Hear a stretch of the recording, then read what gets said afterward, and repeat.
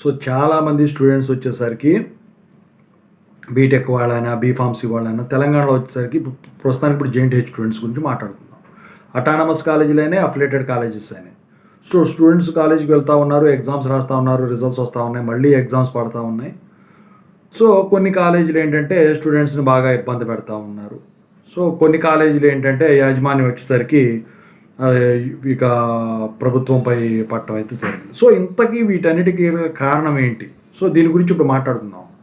So ఈ ఇష్యూకి ఎప్పుడు solution దొరుకుతుందో ఏంటి మొత్తం కూడా మాట్లాడుకుందాం. ముందుగా అయితే ఇంతవరకు ఈ ఛానల్ సబ్స్క్రైబ్ చేసుకున్న వాళ్ళు ఎవరు ఉంటే ఖచ్చితంగా సబ్స్క్రైబ్ చేసుకొని ఈ వీడియోని లైక్ చేసి షేర్ చేయండి. మీకు ఏమైనా డౌట్స్ ఉంటే కాల్ మీ 4 యాప్ ఐడీస్ ద్వారా కాల్ చేయొచ్చు.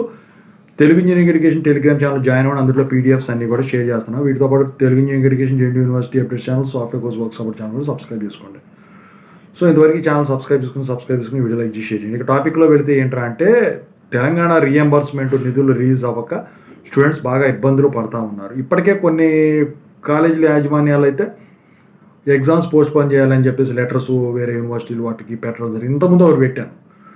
ఏంటంటే మేము వచ్చేసరికి అప్పుల పాలు అయిపోతున్నాం, మేము అప్పులు తెచ్చి పెడుతున్నాము, వడ్డీలకి తెచ్చి పెడుతున్నాము, మరి మీరు ఇంతవరకు ఇవి రిలీజ్ చేయకపోతే మా పరిస్థితి ఏంటని చెప్పేసి వీళ్ళు గోల్ చేస్తూ ఉన్నారు. ఓ పక్క స్టూడెంట్స్ వచ్చేసరికి కాలేజీలో ఫీజు అడుగుతున్నారు, ఎగ్జామ్స్ హాల్ టికెట్ ఇవ్వని అంటున్నారు, ఎగ్జామ్ ఫీజు కట్టించుకోండి అంటున్నారు. ఇప్పుడు సమ్మర్ టైంలో అయితే ఖచ్చితంగా ఇంకా ఇబ్బంది పెట్టేదానికి ఛాన్స్ ఉంది. మరి దీనికి సొల్యూషన్ లేదా, ఎప్పుడు పడుతుంది ఏంటని చెప్పేసి ఎదురు చూస్తూ ఉన్నారు అందరూ కూడా.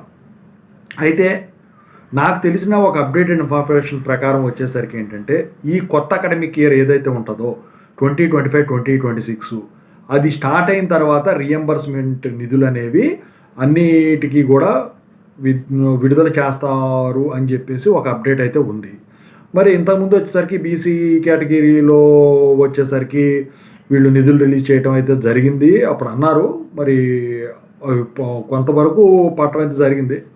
సో ప్రస్తుతానికైతే ఖజానా ఖాళీగా ఉందని చెప్పేసి చెప్తా ఉన్నారు. మరి ఇక ఏం చేస్తారో కానీ మొత్తానికైతే అప్పటి వరకు కూడా రీఎంబర్స్మెంట్ నిధులు రిలీజ్ అయ్యేదానికైతే కనిపించట్ల. మరి మీ కాలేజీలో కూడా ఇలా ఇబ్బంది పెడితే ఎస్ అని కామెంట్ చేయండి, లేకపోతే నో అని కామెంట్ చేయండి. అంతకుమించి